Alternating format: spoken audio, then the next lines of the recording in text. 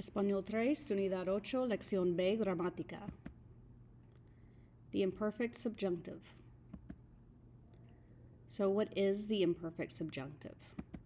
To make the past subjunctive, you start with the eos form of the preterite. You take off the on at the end, and you add a for yo, as for tú, a for él, ella, usted, amos for nosotros, ais at the end for vosotros, and an at the end for the third person plural. So for example, ellos caminaron is the eos form of caminar in the preterite. You drop the on at the end, and then you add the ending. So, yo caminara.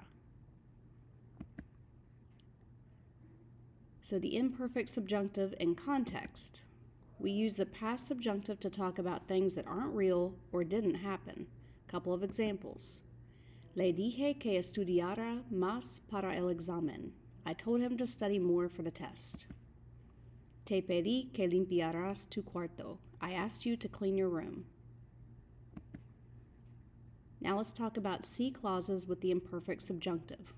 Remember, C means if, when it does not have an accent.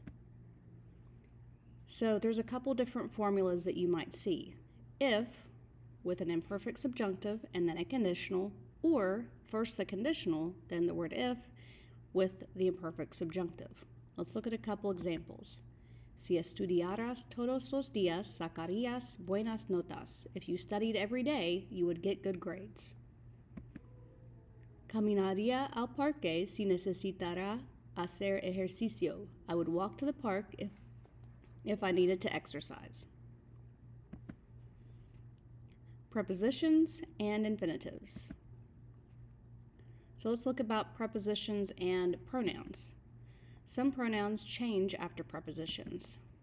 You use me, ti, él, ella, nosotros, ustedes, ellos, etc. Some exceptions are entre and según. You would use yo and tú. For example, este jugo es para mí. This juice is for me.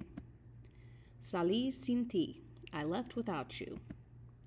Según tú, eso no es saludable. According to you, that's not healthy. Some special prepositions. The word con, meaning with. So you combine con with pronouns. Con plus me equals conmigo. Con plus ti, contigo. Con plus si is consigo. For example, prefiero cocinar contigo. I prefer to work with you, or to cook with you. Puedes venir conmigo. You can come with me. Trajo su medicina consigo. She brought her medicine with her. Now let's talk about prepositions that are followed by infinitives. If a verb comes right after a preposition, it stays in the infinitive. Some common prepositions: para, por, sin, hasta, de, and tras. A couple of examples. Gracias por ayudarme. Thanks for helping me. Salí sin desayunar. I left without eating breakfast. Al plus an infinitive is used when referring to when, at, or while. Couple of examples. Al ver la comida me dio hambre. When I saw the food, I got hungry. Al llegar al gimnasio me sentí mejor. Upon arriving at the gym, I felt better. Some more phrases that use the infinitive. Antes de, después de, cansado de, listo para, harto de, seguir hasta, aburrido de, quedar por.